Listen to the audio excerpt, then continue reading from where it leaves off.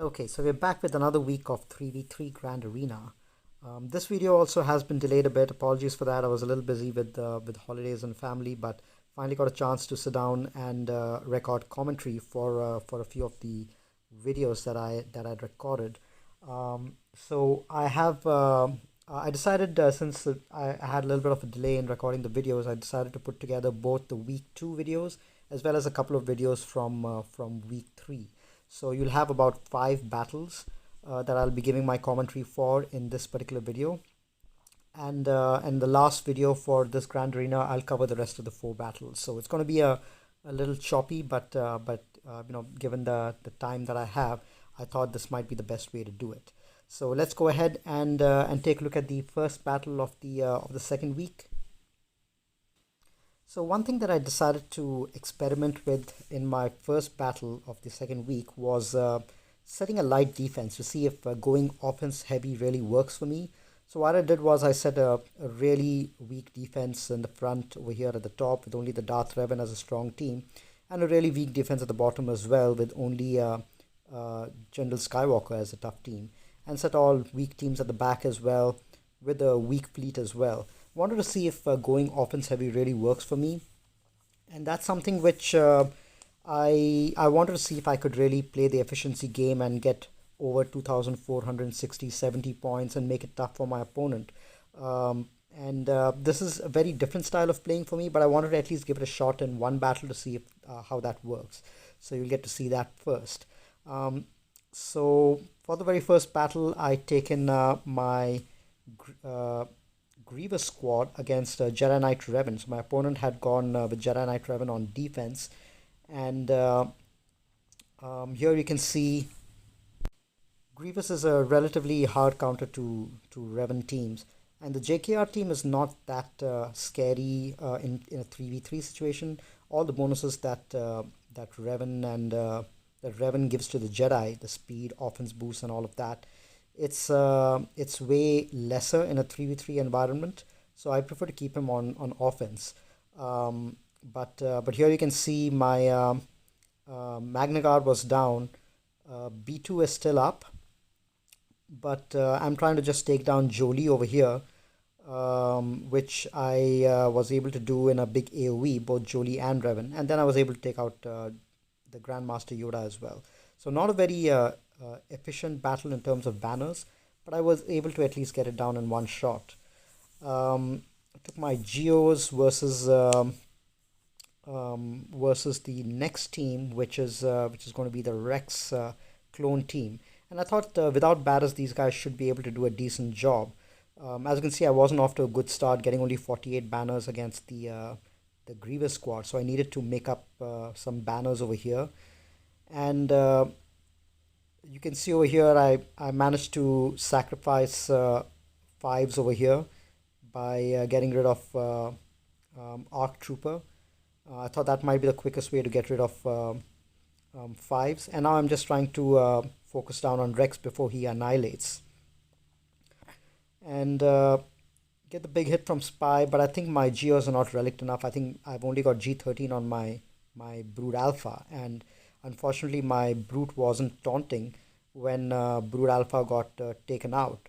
So that was a little unfortunate. So I think taking Geos over here might not have been the best idea, because both these guys have got the command, and every time that they do an action, uh, the the uh, the brute gets dispelled. His taunt gets dispelled because the turret is assisting. So if you see Arc in there, it might not be the best idea to take in Geos or anyone who relies too much on buffs or taunting, because these guys will keep getting dispelled. So here you can see I took actually my first loss, which was pretty disappointing, especially if you're going for an efficiency game. You want to one-shot everything, and that was when I really began to regret my decision of going efficiency, or basically going offense heavy, because I want my natural game is defense heavy, because so that even if I trip a few times, I can be assured that my opponent is not going to clear me, and as long as I clear my opponent, even if it's in a sloppy manner, I win the game. So here, without fives in there, the clones are pretty easy cleanup. So I just took my rebels in there for a quick one shot. And then this is an interesting team. So this is there's absolutely no damage over here. There's just tons of survivability and healing, and tons of foresight as well. So in these kind of situations, low damage teams, I like to go in with the Vader lead, just because these guys are with high health and with a high health base, they naturally kill themselves with all these dots. So that's what I was going for over here. I probably didn't even need Zalbar, but Zalbar just had some synergy with dots, so that's why I just kept him in there. But I could have taken in Wampa, I could have taken in any other tank. I probably didn't even need um, Watt in there. I could have just had maybe Show Trooper, Wampa, and Vader in there, and they would have done the job pretty well. But I just wanted to put the med pack on um, the on Vader, just so that he gets a little bit of survivability. And as you can see over here, we've got about 6 to 7 debuffs on these guys already, and all the healing in the world can't save them. And they're losing their health on their own pretty effectively. So this is probably the best solution for low damage um, timeout teams like these. It's see you can see over here that Bat is tied off by herself, and these guys also will very soon kill themselves. There you go. So 53 banners. It would have been a little lesser if I had gone in with someone else instead of Watt, but this is good enough. You could even actually go with the Mission, Zalbar, and Vader. That's a pretty good synergy team as well. So now that that team is taken care of, I move on to the next zone, see what's at the back. And there's some pretty weak teams at the back, which I was a little disappointed to see because I was hoping to see a tough defense so that my opponent would have struggled on offense. But a weak defense means they've gone offense heavy, which means that they wouldn't have a much problem with my defense. Um, and my this particular opponent, Contractor, I checked their stats and I saw that they've actually gotten a pretty good defensive record. They actually had more defensive holds than they had offensive wins, which was quite surprising to see. They hadn't won many matches in the past, but they've had plenty of defensive holds, which made me think that they would set a really tough defense, which is why I went with such a light defense on my own because I wanted to have enough offense to clear them. But my opponent decided to go, maybe after seeing my roster or my playing style, they decided to go defense light, which actually threw all my plans for a loop. So that was a little unfortunate.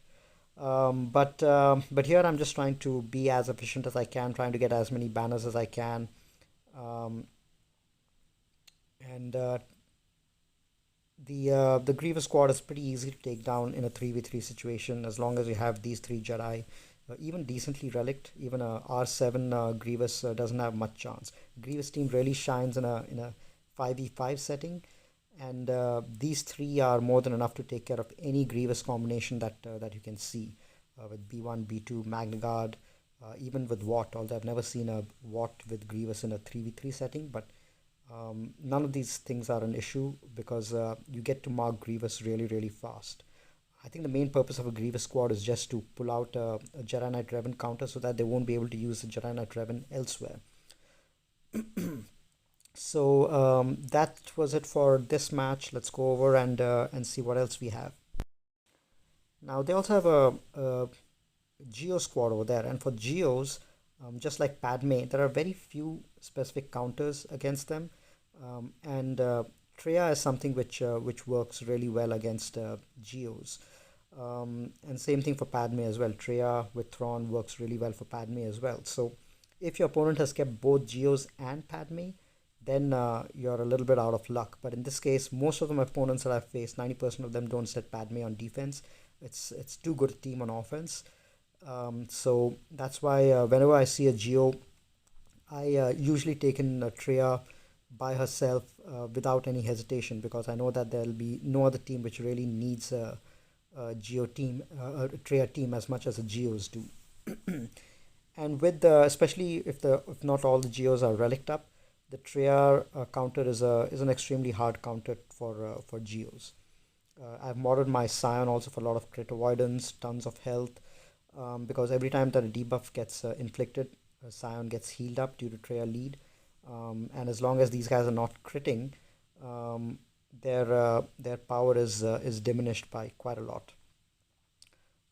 For the tough Geo teams, I've taken Thrawn as well. Otherwise, Treya and Scion are more than enough to do the job by themselves.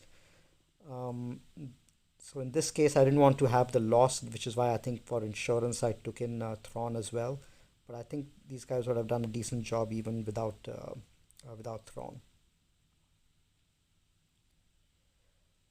Okay, so this is done. Let's go to the next match. So one thing that is important in 3v3 as opposed to 5v5 is 5v5 when you get into the battle, you actually have to pay attention to the decisions that you make because the actual actions that you take in battle can actually determine the outcome. In a 3v3 situation, what matters more is deciding which three characters you want to take in. If you've got the right three characters that you take in for the battle, then the battle goes much smoother. And but if you take the wrong three characters, then nothing that you do within the battle itself is going to save you. So I think in a 3v3 setting, the emphasis is basically on selecting the right three characters that you want to take in for the counter. Um, in this case, you can see over here, I decided to go in for an overkill. Took my Wampa with Basti against Nest. Um, and Kira. I didn't want to, have any other team go in and try to struggle against them. And in this case, now since I had already lost a battle, I tried to go in undersized over here to try to regain as many banners as I can. But the value of going undersized is not that much in a 3v3 setting as it is in a 5v5 setting.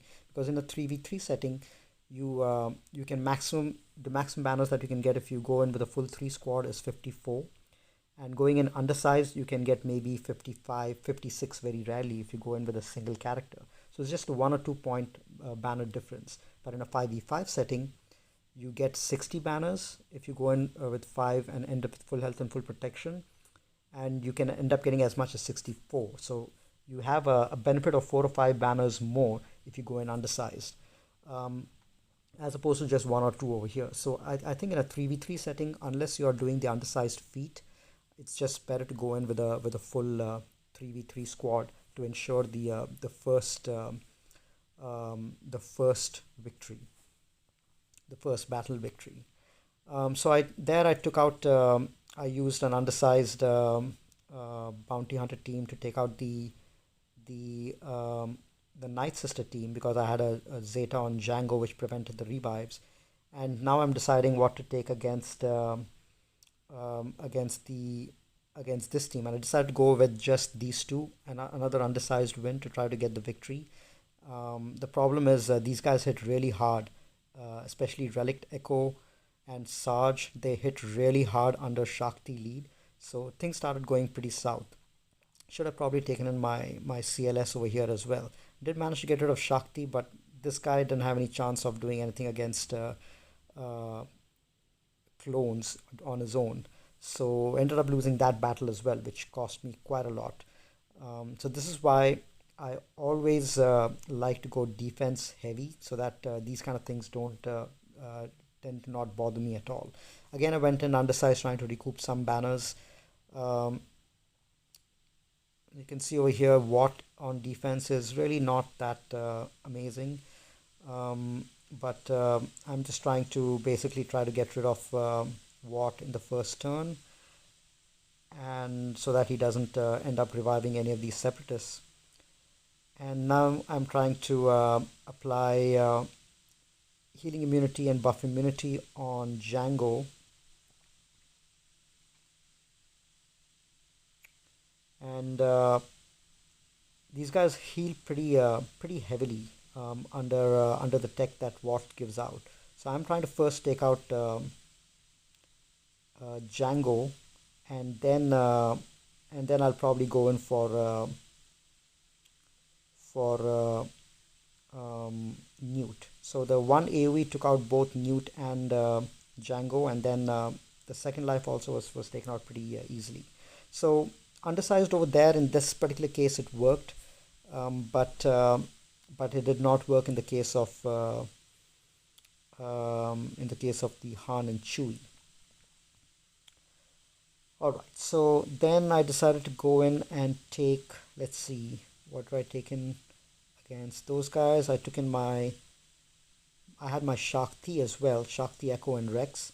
And I rarely use them on offense, but since I had all my offense with me, I decided to go ahead and use that to take out these guys, just because there is some amount of protection recovery that we get from them. So I'm trying to recover some protection and try to get down uh, Zalbar first. And I did not do the kill yet because I'm trying to recover some amount of protection.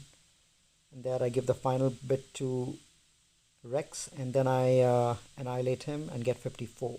So even by going in full size, I'm just getting 54 banners, which I don't think will be enough to make up for the couple of losses that I had.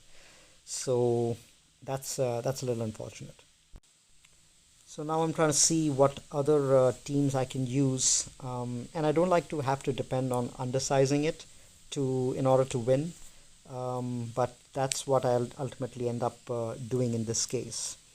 There was another reason why I was at a disadvantage in this particular match was because due to time constraints, I had to go first. I just had a small window to attack.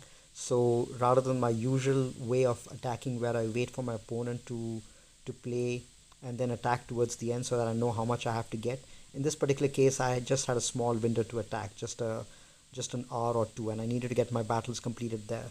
So it wasn't ideal for me to go before my opponent, but that's what ended up happening. So here I thought I'll take my clones in, my nest against the clones, and do an undersized victory. In fact, I think I should have taken my nest with the even when Shakti was there. I think she should have been able to undersize that. Maybe I did not need Hermit Yoda with Basti and Wampa. I could have used Hermit Yoda with Nest over here, and then just Basti and Wampa by themselves to take out that other team. But yeah, that's basically what it was. And then since I also had CLS and C3PO on offense, I decided to use them with Captain Han Solo for some amount of protection and health recovery against the Bosk team. The Bosk team was very fast, but I was hoping to push through them extremely fast with all the exposers and confuse that the rebels give out. I was hoping that that would help to burn Bosk extremely fast. And the exposers did help, but the Bosk is extremely tanky, so he takes a while to get down. Once you get him below 100% health, he loses a lot of defense, so it becomes much more easier to take out.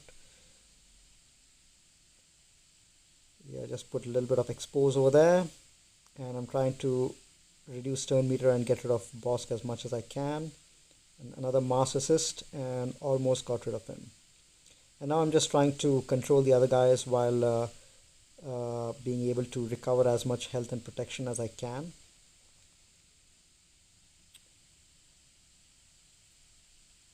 And there I go, another health recovery. And not able to recover everything on Captain Han, which is another problem with 3v3. You're not able to, because battles go so fast, because you only have 3 characters to kill. You don't always have a chance to recover, or don't have the time or chance to recover full health and full protection on all characters, because battles get over extremely fast. So ended up with 53 banners over there. See at the back that my opponent had the negotiator, and I had my own negotiator and the rebel ship, so I should have kept one of them on defense. That would have been a much better ploy rather than keeping a cheese defense like that.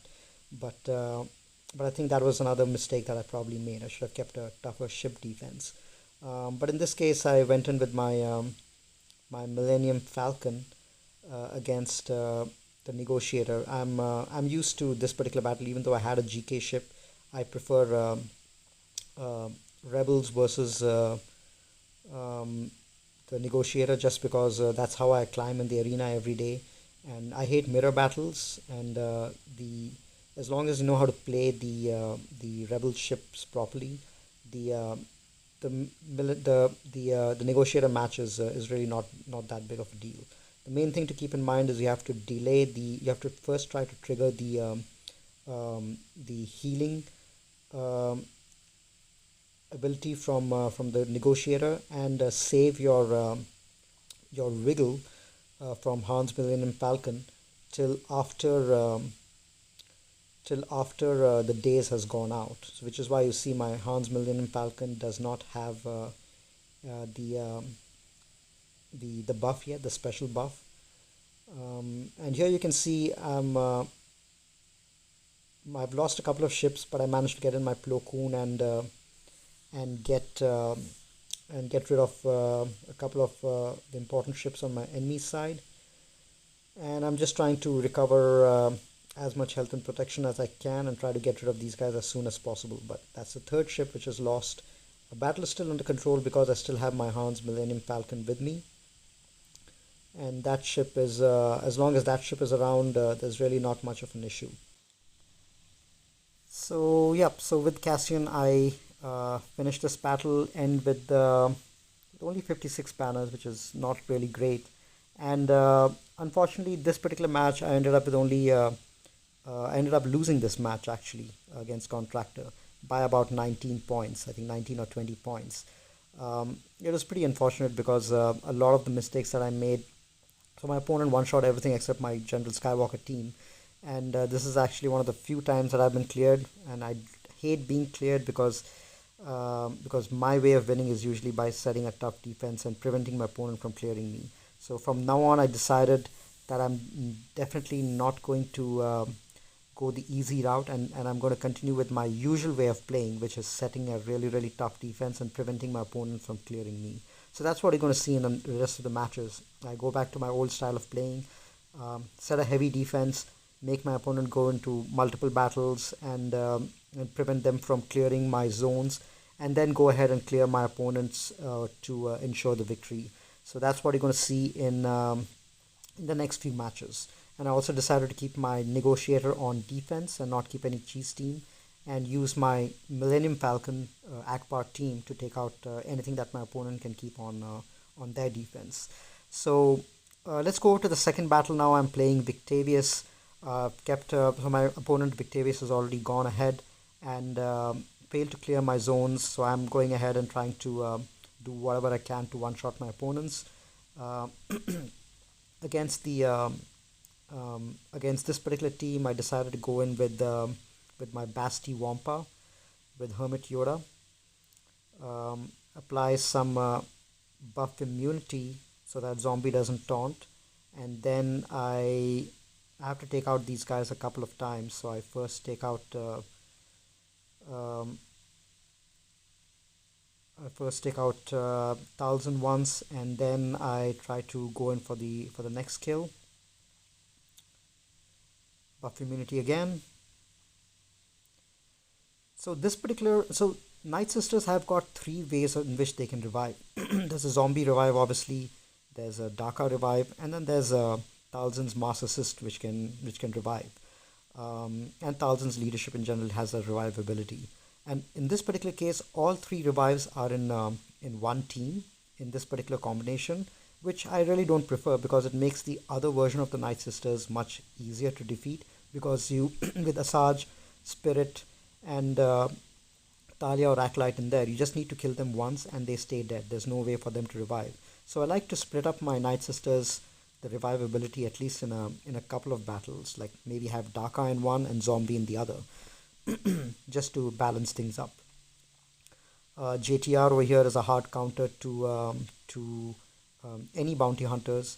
There's a very high likelihood that you will end up outspeeding the bounty hunters, and Bosk is pretty easy to control with JTR. Even if he's able to get the taunt off with the healing immunity that you apply with JTR, Bosk will not be able to get healed with any of the debuffs. and he'll be pretty easy to take out. So this is there's nothing new to see over here. It's just a standard counter against Bosk.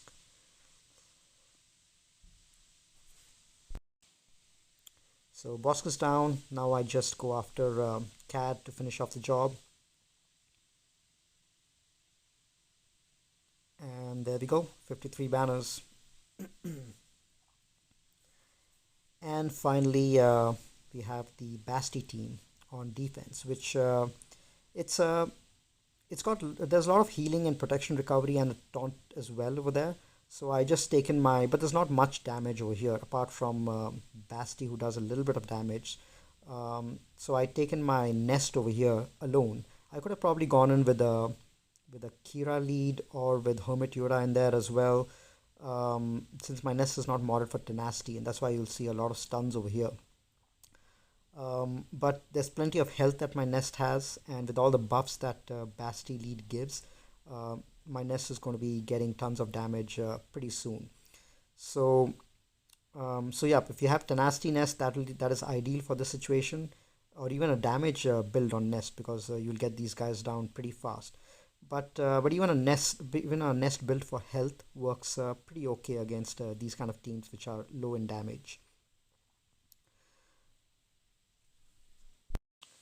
The things which are really problematic to a nest are healing immunity, days, and yeah,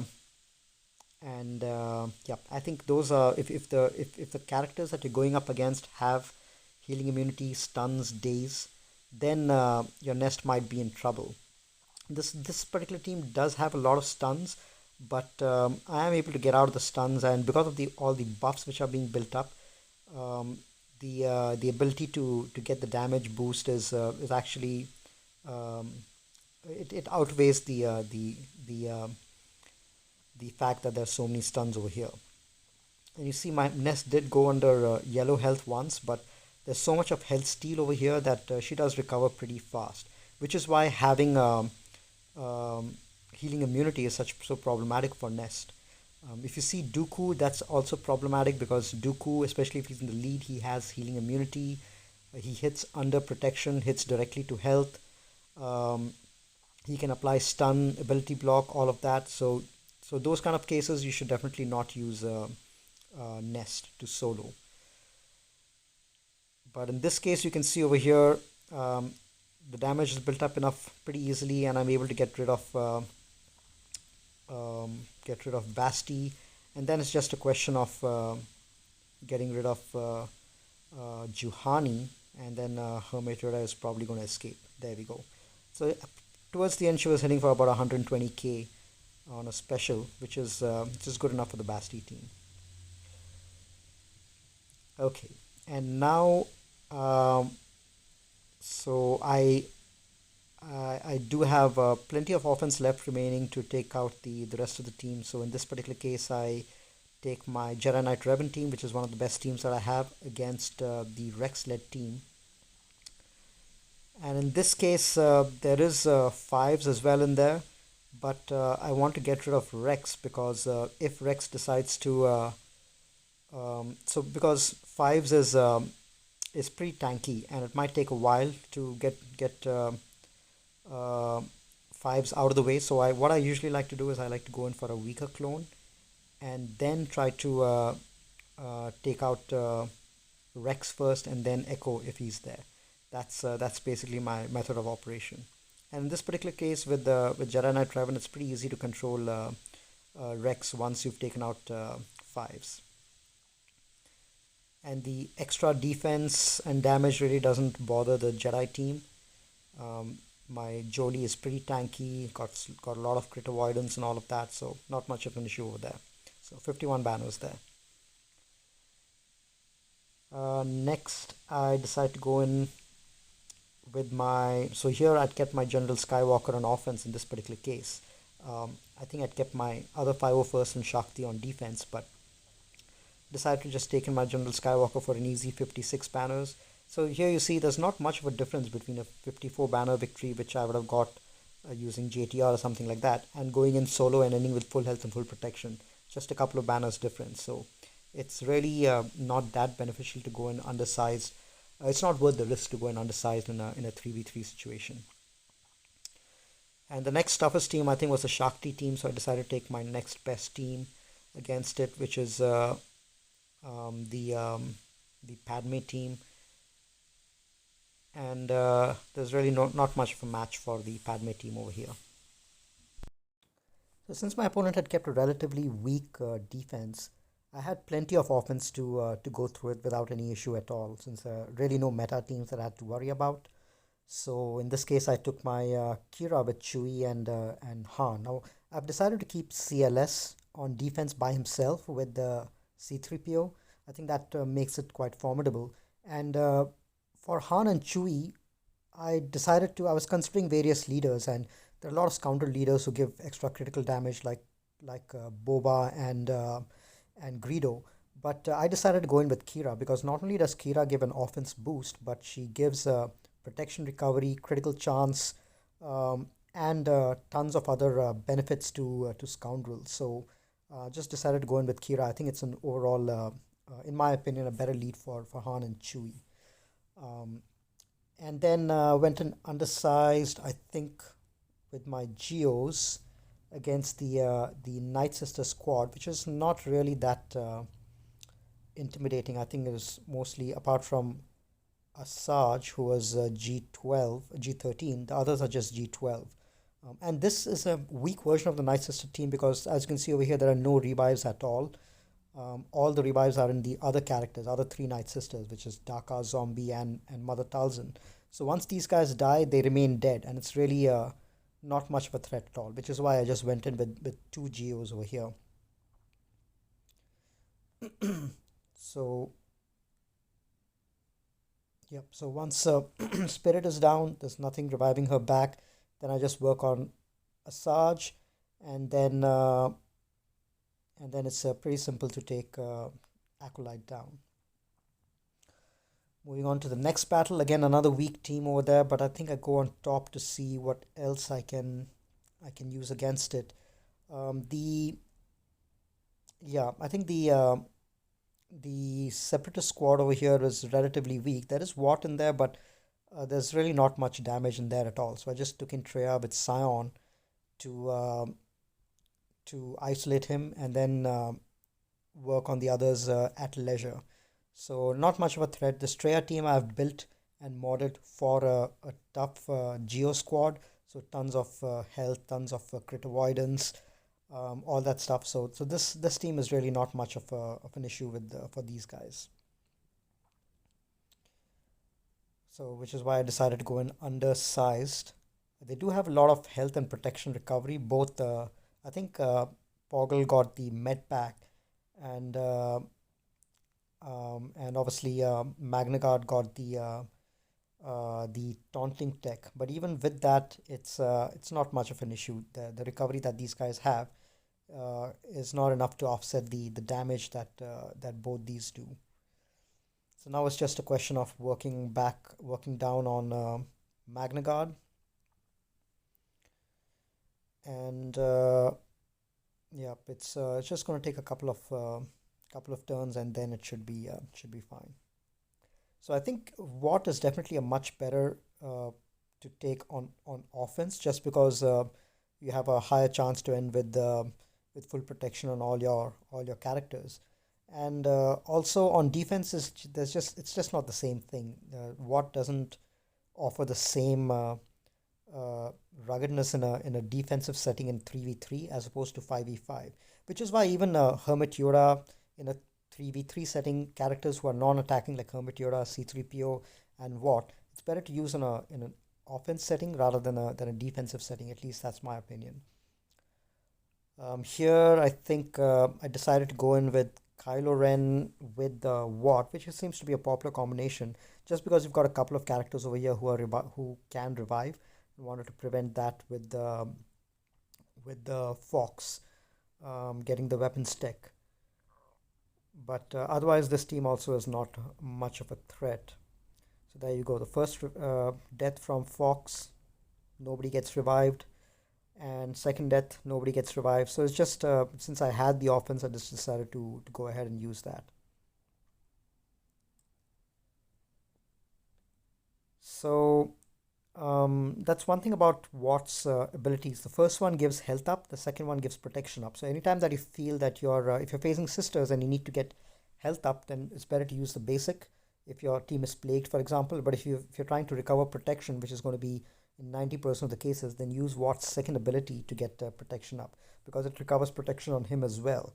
Because Watt's other abilities enable other characters to recover protection, but if you want to recover protection on Watt himself, it's always best to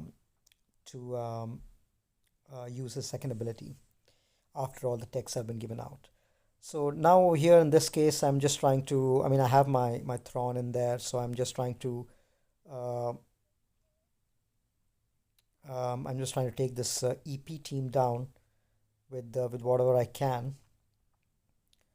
So first thing that you have to do is take down EP, because your Shakti, since she's a Jedi, she will end up losing health every time she takes a turn. I think about 20% health. So that's why whenever you're going against EP with rebels or with Jedi, it's always best to take him out first, so that your team does not end up losing tons of health and protection. And here I finally give the final ability and end with 54. So that's the reason why I decided to take in Shakti and Thrawn, just to end with the full health and full protection. Finally, you have the Rebel squad kept on defense, which shouldn't be a problem for my Rebel fleet as well. I've been pretty comfortable with using the Rebel fleet on offense against against um, against both the Rebels as well as Galactic Republic. Even though I have a GK of my own, negotiator of my own right now, a 7-star negotiator, these days in fleet, I prefer to climb using my Rebel fleet, just because I hate mirror matches, and it's so much easier to win with my Rebel fleet than it is to win with a negotiator in a mirror match, especially against other 7-star negotiators. But here, what I try to do in a mirror match with rebels is try to take out um, bigs first, the enemy bigs, and especially if there's a Biston in the opposing team, usually I'll tend to lose my bigs as well. But yeah, and in this case, I lost my Biston as well.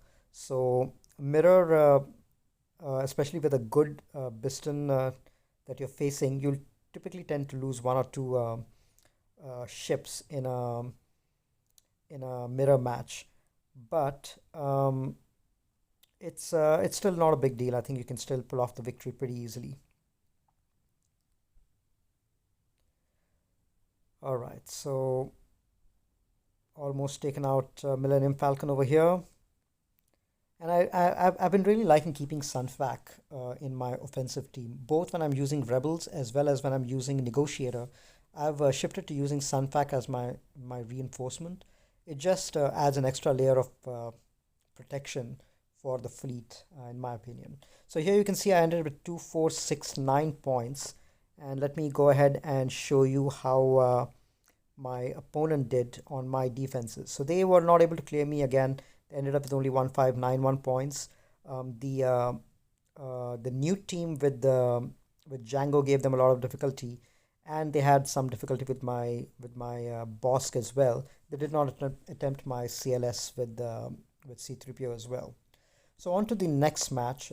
This time I'm facing Laser Beam. And for this match, my opponent has gone ahead and attacked my defenses. They one-shot the top wall as well as my fleet, but they did struggle down below. They could not take out my Darth Revan. They struggled at 7 battles against it. And I think a lot of people like to keep Malik on offense or keep them in a separate team than Darth Revan. But I think Darth Revan, Malik, and Basti is the single toughest team that you can encounter in 3v3. And it's always advisable to keep those three together. So now I'm going ahead and I have a lot of room to play around because I only have to beat 1700 to win. So I'm going ahead with my attack session. And I just took in Wampa under Farm Boy Luke lead. just for the extra tenacity because I didn't want him getting stunned. But it probably wasn't necessary. I think Wampa could have easily soloed this team by himself. So here Newt killed off my farm boy, which cost me three banners. But this is anyway not a banner game since my opponent failed to clear me. So as long as I full clear my opponent, I win this match pretty easily. So there you go, 100k hit from Wampa to take out Newt. And let's clear the others before and see what's there at the back before we decide what to take up top. So I decided going with JTR against Bosk. So whatever teams I use, I always try to take out the three teams down below before proceeding forward, and I try to save my meta teams at for the after I see what's at the back, and that means I have reserved certain number of I would say A minus to B teams for taking out the three teams down below. So if I can use teams like say JTR or Wampa or Geos, these are all really good teams. But if you can spare your really good meta teams like Padme and CLS and a few other teams like that, if you can really save them for the back, then that gives you way more flexibility to try to full clear the board. So which is why whenever I see the defense down below, if I can take it out with my relatively medium teams like JTR or Wampa or even troopers, for example, if you're able to do that, that is always the better option in my opinion. So yeah, so for the third one, I took in my Geos as well. Geos are a really good team on offense, but I still consider them an A minus team just because they can't take out they're not they can't take out every single team out there, but they're pretty good for almost any team which relies on buffs or um, which have tons of survivability. So in this case, I took out Kylo. Now I'm just trying to work on Kylo Ren and Mast. And I think the reason that I took Kylo Ren and Mast the Geos against this was because Kylo Ren and Mast was really well relicked over here. I think relic 4 or 5 or something like that. It had a lot of health, about 80k at least. And thinking again, I think maybe I should have taken the Geos um, against the boss team and taken JTR against the Kylo Ren because Geos they do a lot of damage, but there's just no healing immunity there. And the boss team, these guys would have been able to really get down really fast. But JTR would have done really well against Kylo since JTR has healing immunity, which makes it easier to get it down. In the end, I did get 54 banners. It really wasn't an issue for Geos, but it just would have made the match a little more simpler, I think, if I'd gone JTR versus the Geos. So my opponent had kept Jedi Knight Revan on defense as well at the back. So I decided to go in with my Padme to take that out. And with all the assists that these guys do, the Padme team really has no issue at all with Geos, with the with the Jedi Knight Revan. So it was a relatively simple job, especially since these guys do damage based on health. They're perfect for taking out characters like Jolie. There you go, Jolie's gone. And for all the damage, these guys will not be able to get rid of any of my other characters. Almost done with Yoda. And yeah, the good thing about Padme Basic is that it can't be evaded. So foresight on Yoda, it didn't really matter. I still ended up one-shotting him pretty easily with Padme. So there you go, 52 banners with Padme versus the Jedi Knight Revan team. And then I had a Nest Vandor team with L3. So I just took in my Trey over here since my opponent didn't keep Geos on defense. And this again is a relatively simple battle. Trey is again one of those teams which really excels on offense. Isolate, I think, is along with Fracture, it's one of the best debuffs out there. It just does so much against tanks, against basically taking any enemy out of action. It's really an amazing debuff. And here you can see L3. Typically, when you attack L3, she dispels debuffs on herself or on a random scoundrel ally. But once she's isolated, she can't even do that. So that makes it really easy to control L3 with that.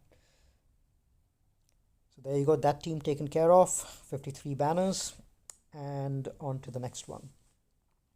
And since I had everything, all my offense left with me, I decided to use Han and Chewie by themselves against the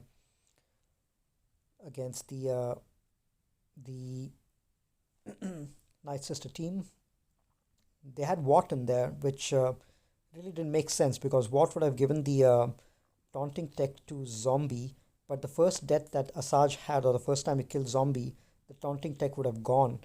It doesn't persist through death, so it really there's no benefit to giving taunting tech to or to use Watt with a Night Sister team, just because there's so many deaths which take place in a Night Sister team and so many revives that the techs just disappear, and you'll have to keep reapplying them with Watt. So I would recommend to use Watt with some other team. Here, and I just decided to go in with both my Jedi Knight Revan and Grandmaster Yoda against this team. Relatively easy team. Took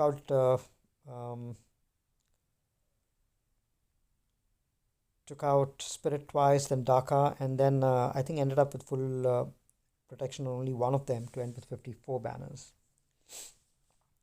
And then against, so this is an interesting match. So against Bastilla and GK and Hermit Yoda, this is an extremely survivable team.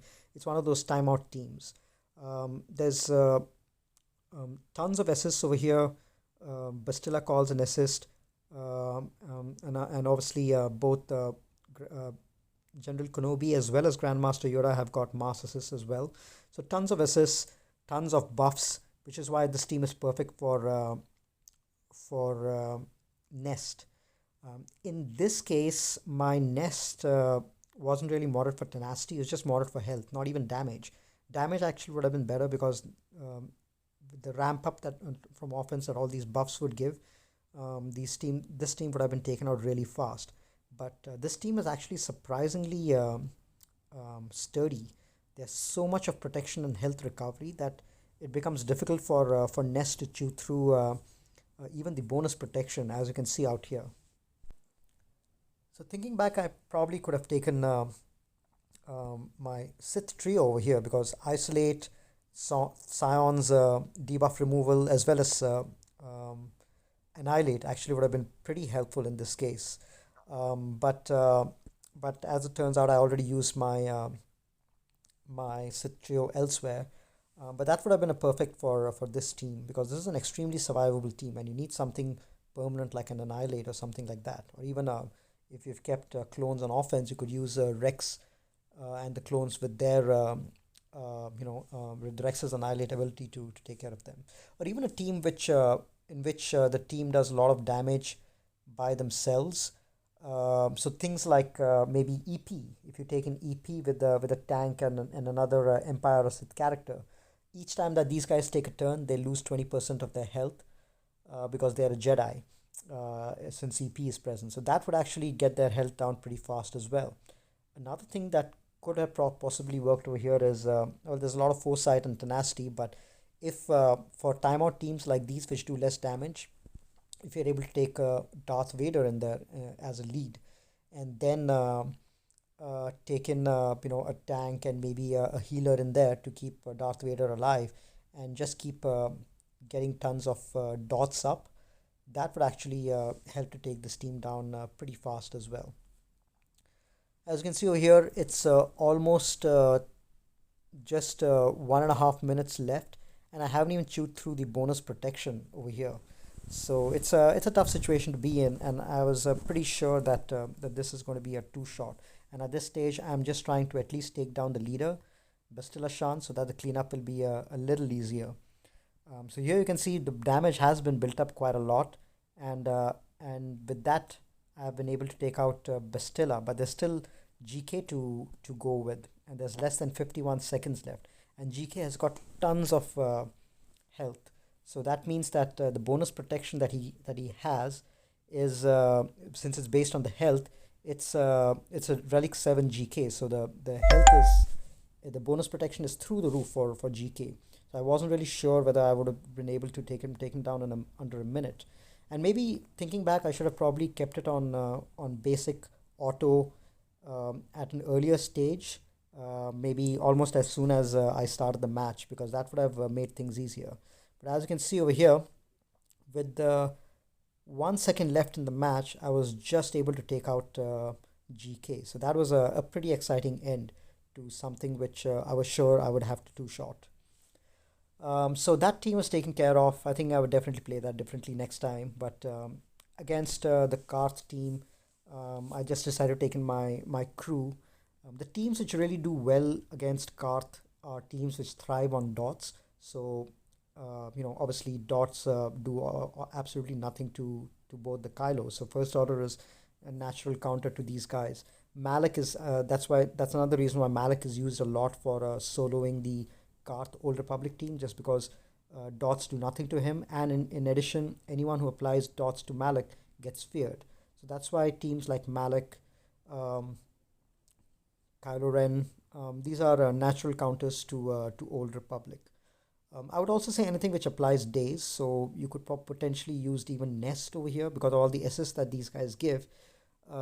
Nest is actually a pretty good counter to these guys as well.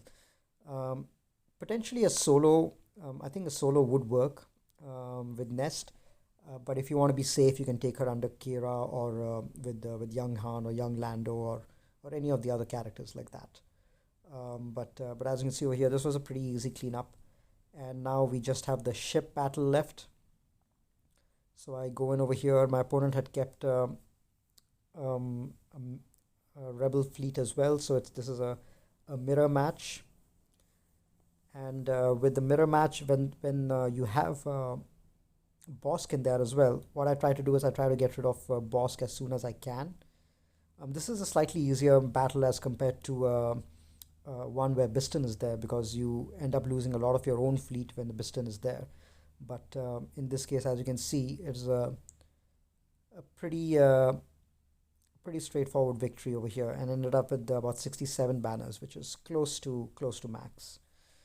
Um, and then with just a last battle left, I think I went in with a this is an example of the timeout team that I was talking about before, where you have not much damage. I think only Ezra has got a little bit of damage, but this team is meant to be survivable. So I take Invader lead, Thrawn for some protection recovery, and EP in there because there's Jedi and Rebel, and both Ezra and Old Ben are both Jedi and Rebel. So every time that they take a turn, because of EP's unique, they end up losing 40% of their health every time they take a turn. So that is the reason I had EP in there as well. But as you can see over here, straightforward 54 banners. And I think the last team which is left is this droid team. And I decided to take in my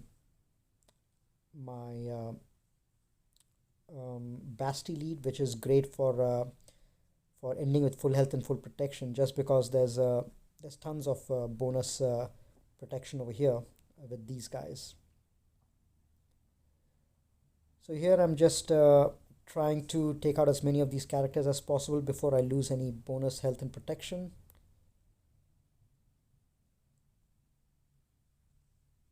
The thing over here is, ever since Arc Trooper came on, I'm using I have a free spot available for for Ahsoka, and since I'm just using Padme, Jedi Knight Anakin, and GK in my Padme squad, I'm able to move Ahsoka around with other Jedi squads like this in this example. All right, so let's take a look at the final score. I ended up at 2472, which is a pretty decent score. The average, I think, is around 50, close to 53, 54, I think. Anything above 2450, I think, is good. That means that you one shot all of your opponent. Um, So that was the end of the second week. So now I think what I'm showing you right now is the first battle of the third week against Kausal, who's my first opponent. And I've pretty much kept the same defense as I kept in the second week. I really haven't changed anything much. But yeah, here I see that is a relatively weaker defense down below. So I'm just going to quickly breeze through these battles on offense. I'll talk about. I think I'll cover a couple of battles in the second week. There's going to be this one, and there's going to be a second one, and then we'll probably save the last battle of this week for the next video. So here again, I've taken Crew and Kylo and First Order Executioner against the against this team. Um, Actually, any team which dispels on basic is also great against these guys, because the main danger over here is Zalbar when he does his retribution, has when he has the retribution on, and he counters then mission assists as well. So any team like Shakti or Ahsoka or anyone who dispels on basic actually can be a pretty decent counter against these kind of teams where Mission and Zalbar are there. As it happened in this case, I really didn't need that. We do have a couple of dispels on that team, but we ended up with 53 banners regardless. On to the Geos versus Newt, which I think is a hard counter. And the reason for that is most of the time when you're facing a Newt team, it's difficult to get to avoid extortion going out. So, but once extortion goes out, um, the Geos, when you dispel that extortion and turn it into profit, that counts as an ability for the Geos, and the all of them end up assisting because of Brood Alpha's unique. So that's one good thing that happens with the Geos against Newt, which is why I think it's a hard counter. I always like to take out extortion as soon as I can, just because extortion gives tons of speed bonus to the separatist teams, and it has a speed penalty on your team as well. Um, so I always like to get rid of extortion when I can. So in this case, Spy was really useful because his special acts as a dispel and does a lot of damage because of the buffs that are there on Droidica. So it is a pretty easy takeout. Here you see me using snips with my Basti team again. This is sort of overkill, but I didn't want to waste any good team to take out the Phoenix squad. It is a gold Phoenix squad and with a few Zetas, so I didn't want to waste a good team with it. And but at the same time, wanted to be sure of the victory with at least 54 banners, so that I put some pressure on my opponent, which is why I just decided to go in with my Basti lead team, and save Wampa for something else. So 54 banners there, and cleared this. See what's at the back. I see Grievous and a couple of other weak squads. Grievous is the main threat out there. So decided to go ahead against the Geos with my Treya. Nothing new to see over here. The only reason I went undersized over here is because this is a G12 Geo squad. Even the Brood Alpha is G12. So they're not going to be doing as much damage. So my G12 Treya and Scion are able to take care of this relatively easily enough. So that was that match. 54 banners there. Moving on to the next one, we have a straightforward Jedi Knight Revan counter to General Grievous, and in this case, there's no B1. There's no B2, which means that I could have even gone with Padme against these guys, but I just find Mark so much more better to use against Grievous, which is why I just decided to go in with Jedi Knight Revan. Especially in this case, you can see even though there is B1 over there to heal up Grievous, it's still a relatively straightforward match because there's no B2 that you have to target first. So I keep reducing B1 stacks whenever I can, and then land a big hit on Grievous when I can. Mark has come around again, second time. You can't target Yoda when when he's stunned. But now now all I need to do is just recover health and protection on everyone by calling assist when I can. So now it's a relatively easy job to clean up. So that's the thing. When B1 or Watt is in there, then you have other characters that you need to kill before you attack Grievous, which is why when B1 or Watt are not in there, it makes the counter relatively easier because you can go after General Grievous at first directly with Mark. Okay, moving on to the next one. Here we have a Night Sister team with a zombie in there, so they'll revive a couple of times. So I just decided to go in with my Jedi Knight Anakin, gave him the weapons tech, and just had him go all out with against zombie and these guys. Obviously, zombie can be revived, but I'm trying to prevent revives from the others. So, um, so that's what I'm doing out here right now.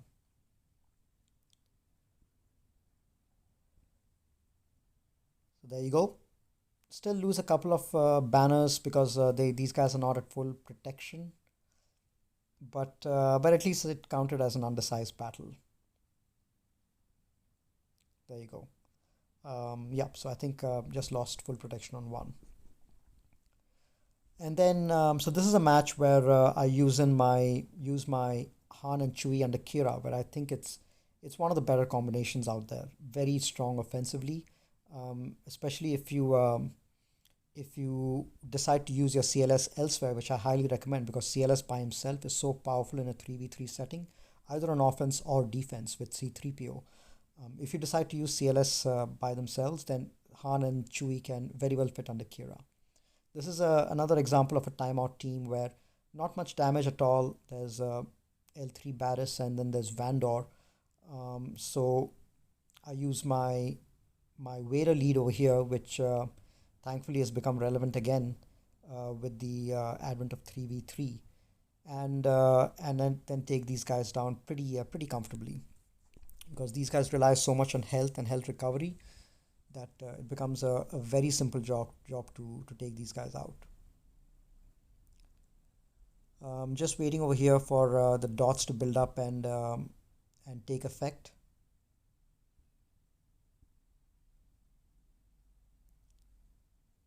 And Candrace is actually great again under Vader in a 3v3 setting, just because there's so much option for applying dots. And you can see Vandor has got about 13 dots on him, and even though he's recovering protection quite fast, the dot buildup allows Vader to have a huge culling blade just like that. One thing to keep in mind is all the debuffs that are being applied gives Barris plenty of turns just because of a unique, but that ends up not mattering at all because Barris by herself is pretty harmless. So there you go, 53 banners over there, and I decided to use my Wampa by himself against these rebels. There's no rebel over here which applies daze or stuns, which is why I decided to go in solo with Wampa, and it's not much of an issue for R7 Wampa. And similarly, I went in with a solo nest against this second class first order team, which it makes things pretty easy. So whenever you're trying to solo with characters, you have to see what their weaknesses and whether the enemy team has those weaknesses or not. For example, but if you do face G13 Geos or Geos which are modded exclusively for damage, then I think it's good to take in um, another tank like maybe Sith Trooper or even someone like Sith Marauder, who gains a lot of turn meter when enemies attack out of turn, which the Geos do a lot. So you can end up using the Sith Marauder there and get one or two turns in, which can end up helping you heal. With Malak and with Nest, you have to make sure that the enemy doesn't have stuns or healing immunity. With Wampa, you have to make sure the enemy doesn't have daze capability or tenacity down. So just a few things to keep in mind when you're trying to solo. So here again, I had my Padme left, so decided to just um, go in with Padme and GK against this team. There's plenty of courage build up just with Padme and GK. So these guys by themselves are able to pretty much take care of any weak B team like this.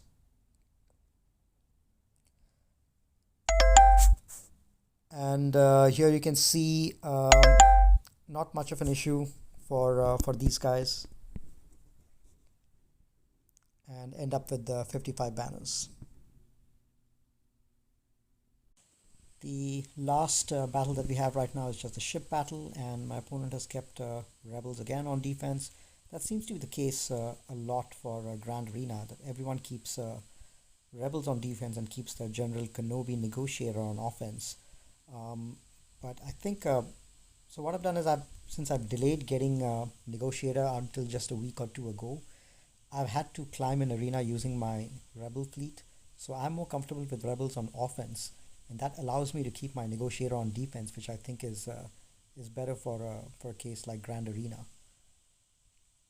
where especially if you have a better Negotiator, your opponents may struggle even with a Negotiator fleet. And rebels is anyway better for banner recovery as well.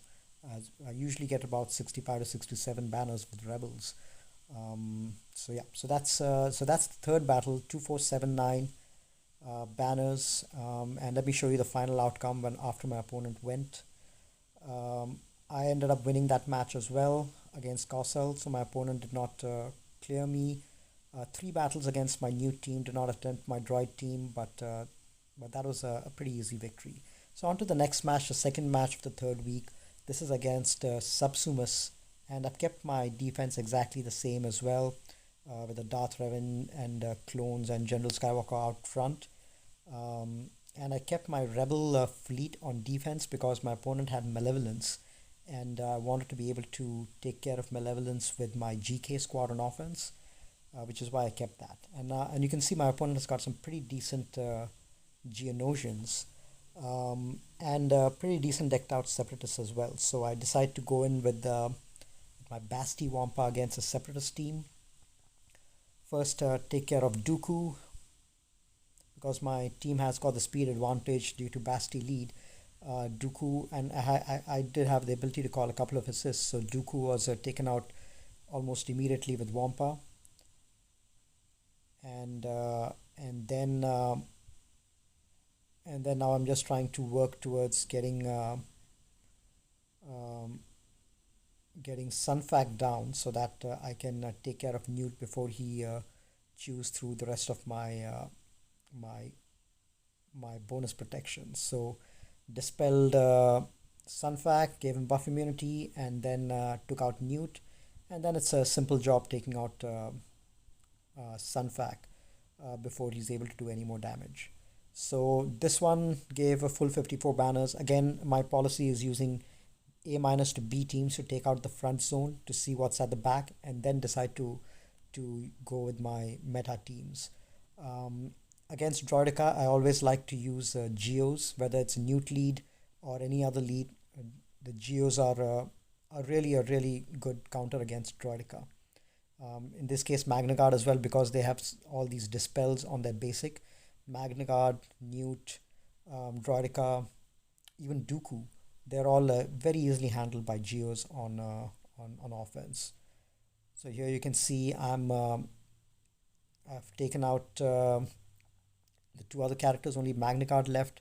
The problem is Magna Guard takes an extra turn after he dies. So if he ends up using the AoE, then the Geos end up losing banners, because right now you can see my Geos are at full health and full protection.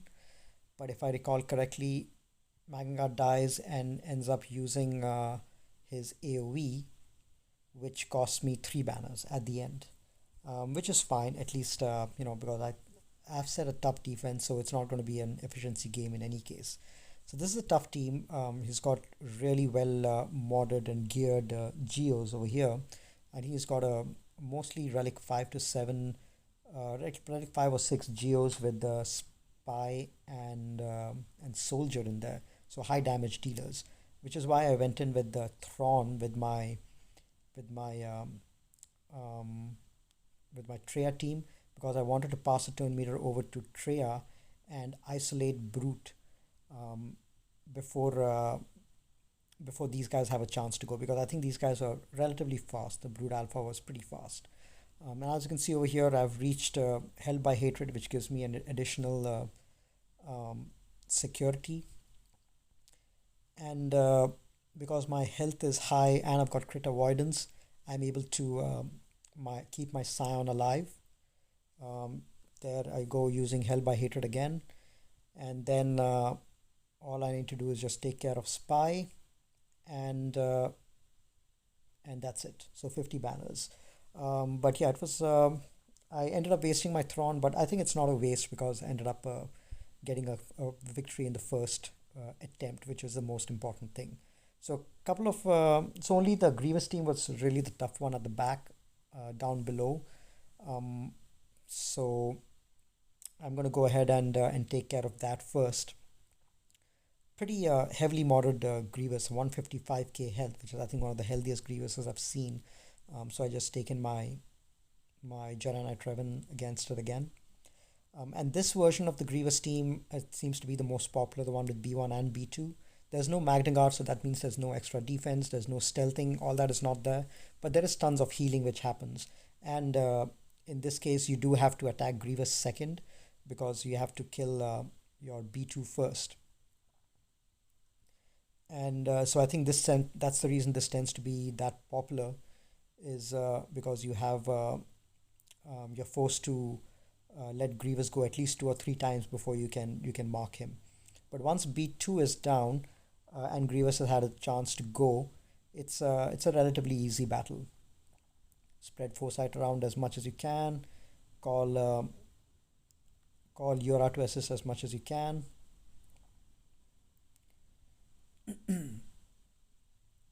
And keep using as many AoEs, because you want to reduce B2 B1 stacks, because that will ultimately mean that Grievous will heal for less when B2 B1 just does decide to heal him. I think I've been having much better success with Grievous matches ever since I uh, I gave G13 to my Jolie more than Grandmaster Yoda for the damage. I think Jolie's survivability is key to defeating Grievous. My Jolie used to die too easily at G12, so I think if you're looking for a good recommendation, if you're struggling against Grievous teams, I think after Grandmaster Yoda, you should definitely get Jolie up to G13 and stack him with full health. Because a healthy Jolie not only benefits you, he benefits the rest of the team as well. Because the protection up bonus that everyone gets is based on Jolie's max health, and the healing that he does on assist is also based on that. So pretty crucial. So here, pretty good outcome, 54 banners. On to the next one. So here I decide to attack the Kira squad with just my Nihilus and Sith Trooper. Nihilus by himself is capable of soloing a lot of these teams which have low damage but high survivability, and I thought I would be able to do that over here as well. The issue is I'd forgotten that this team does inflict expose, and does do and Vandor can actually do pretty good damage by himself. So the health steal from Nihilus lead is just not enough to compensate for that. When you really don't notice it, because when Nihilus is under Treya lead, he's able to heal very effectively. But with this team, because of the exposed damage, you can see that the health, the damage that these guys do, Nihilus is just not able to recover from that. So even though I managed to take out L3, I should have probably used some other squad over here, maybe Nest or someone like that to take that out. So that was a misplay on my part. Nihilus can be used to solo, but you should take him against teams which don't have exposed, don't have health percentage damage, and who have overall less damage, I would say. So I decided to ignore that team and go on top to take care of this Malik team. Now I'd scouted my opponent quite a few times, and this particular Malik team under Savage is deceptively powerful. All his opponents had struggled with it, and the only case in which they were able to one-shot it was with the Darth Revan and Malik. All other cases, even with the CLS or Padme, they ended up having a fail and having to clean it up with another team or two. So for this one, I think this is a really good creative comp because Malik gets tons of defense bonuses and he's taunting almost all the time. And at the same time, you've got Sith Marauder who's sniping other characters, your team from the end. Um, so whenever I see Malik, I automatically think crew.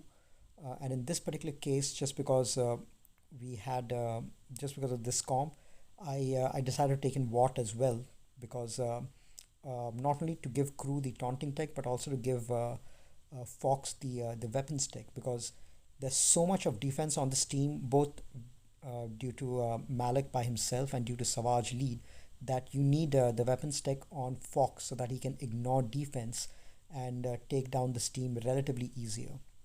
So what I'm doing over here is just stunning Malik whenever I can and trying to take out Sith Marauder first because he's doing tons of damage and he's capable of one-shotting your team. Um, Malik's force train is not going to do anything to Kylo, but Sith Marauder, if he's got enough debuffs on the board, can easily one-shot you.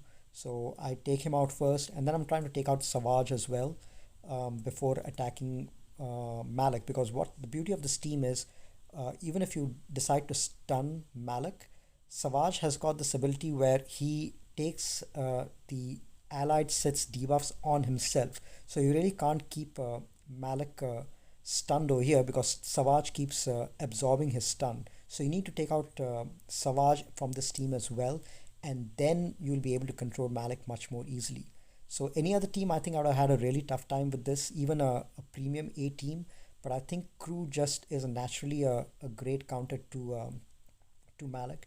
And with what I think that's what made this team relatively simpler for me to take out. So you can see the amount of damage that an R7 Malik is doing. It almost took out my crew, but I was able to survive just because of Watt's tech. So that amount of damage that Fox is doing is possible only with ignoring defense. So there I go, pretty good outcome. I was happy to one shot that team because I think that definitely was the toughest team on the board. And then I'm just taking relatively the other teams are relatively easier to take out. There's not much offense there, so I just take my Padme against the Night Sister team. They've got a couple of sources of revives, but it's really not much of an issue with the Padme team.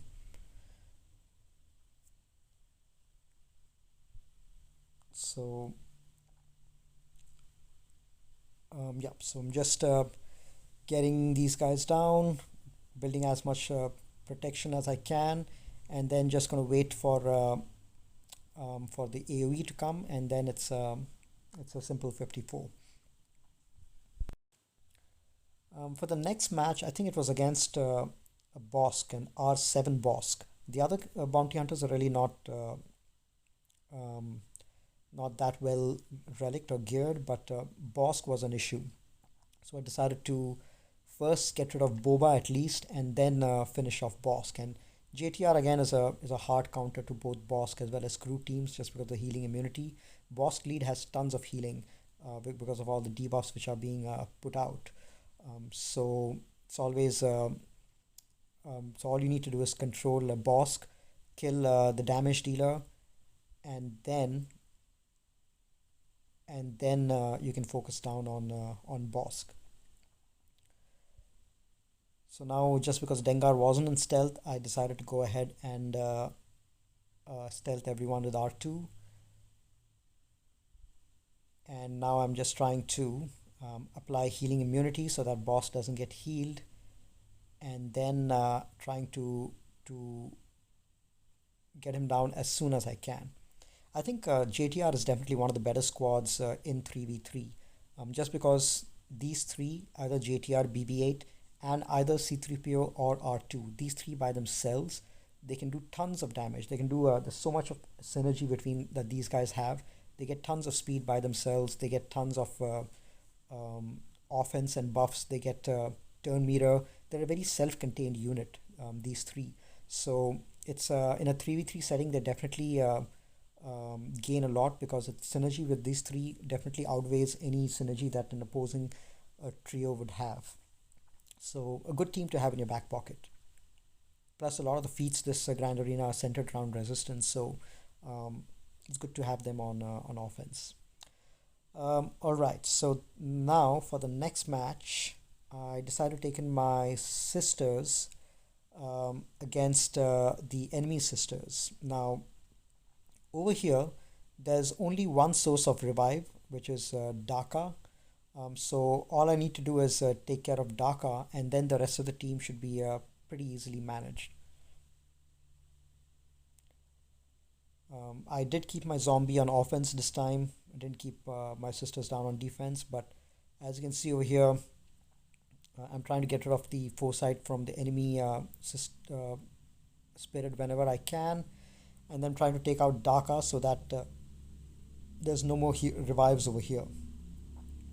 And once that is done, it's a pretty simple job to take out. I first take out Spirit, and my Spirit is R5, so tons of offense, so not much of an issue. So that team was taken care of, and I reveal at the back that there's a Rebels fleet. So my opponent has kept his Malevolence on offense to take out my GK, to take out my Rebel fleet since I kept GK on offense. So yeah, I decided to take my GK against the Malevolence, against the Rebel fleet. Um, it works because they GK does give out tons of days, which which basically neutralizes the Rebel fleet. But Biston in there does make things slightly tricky just because of the damage which is out there. And if you're not careful, then the Rebel fleet can sometimes one shot your Anakin, and then you might get into trouble. But as it happens over here, it's really not much of an issue. Um, I'm able to recover some health and protection and take care of the Rebel fleet easily enough for 63 banners. So now let's go back in and finish off the remaining teams that we have down below.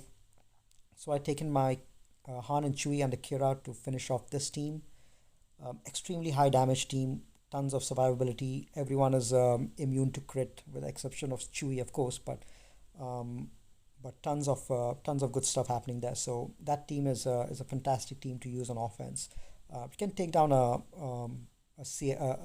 General Skywalker team pretty easily as well.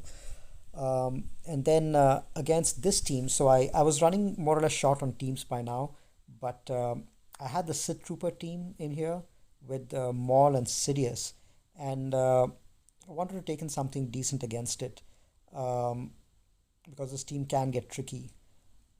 So I decided to use Plague against them, um, and uh, when you're facing Sith Trooper, it's better to kill Sith Trooper first, target down on him, and kill him first, just because he gets some extra offense bonuses when his allies die before him. But as it stands over here, you can see this team was able to do a pretty good job, but I ended up losing a lot of banners. Only got 48 because they ended up taking out a lot of health and protection, and I had healing immunity on me. And then the last thing left was just to clean up the Vandor team, Vandor and Kira. And I should have used this team right from the beginning with Nest and Vandor and Young Han. This is a pretty decent team. There's tons of synergy, lots of protection recovery. Even without the Kira lead, these guys have tons of protection recovery because of Vandor's unique, and because of Young Han, he's able to pass protection onto someone with his special.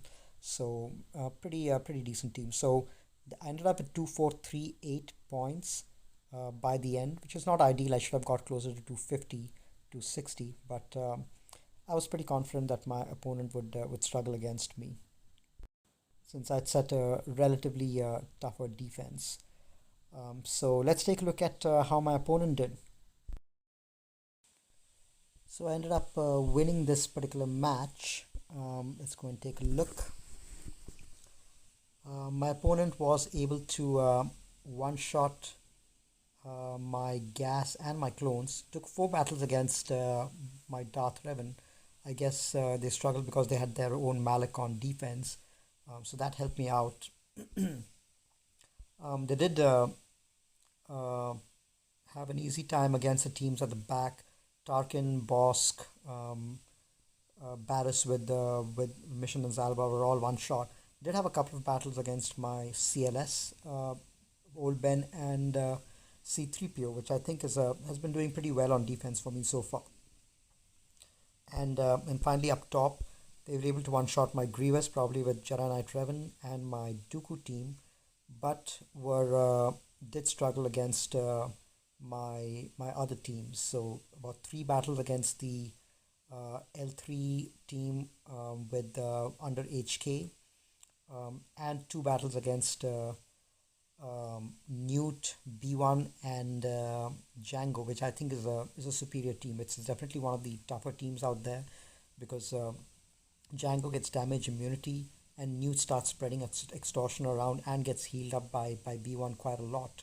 And by the time the damage immunity comes off from Django, since he's Relic 5 and modded for damage, he ends up doing tons of damage, and can potentially take out one or two characters before they've even had a chance to damage him. So that makes this team pretty effective because you have to uh, essentially get Newt down twice fast, and then you know try to get rid of extortion as soon as you can, and then try to get rid of Django whenever his damage immunity expires. And B1 usually you leave till the end because he takes so long to get down. So it's a it's definitely a tough team, especially with all the damage buildup which happens with profit, getting profit from the extortion being dispelled. Both B1 as well as Django start hitting extremely hard, and extortion does plenty of damage on its own. So I think that's something that I'll continue to keep on defense going forward, since it's been giving me some pretty good results. I don't think that team has been defeated so far in all the times that I've kept it on defense. So anyway, that was the final match. Obviously, my ship section wasn't reached, but this is the end of the second match of the third week. So I will continue to record the rest of my matches and upload them whenever I get a chance with commentary. But that's about it for now, and I will catch you guys in a few more days once I record the final set of matches for this season. Until then, Happy New Year to all of you once again, and enjoy the rest of your Grand Arena.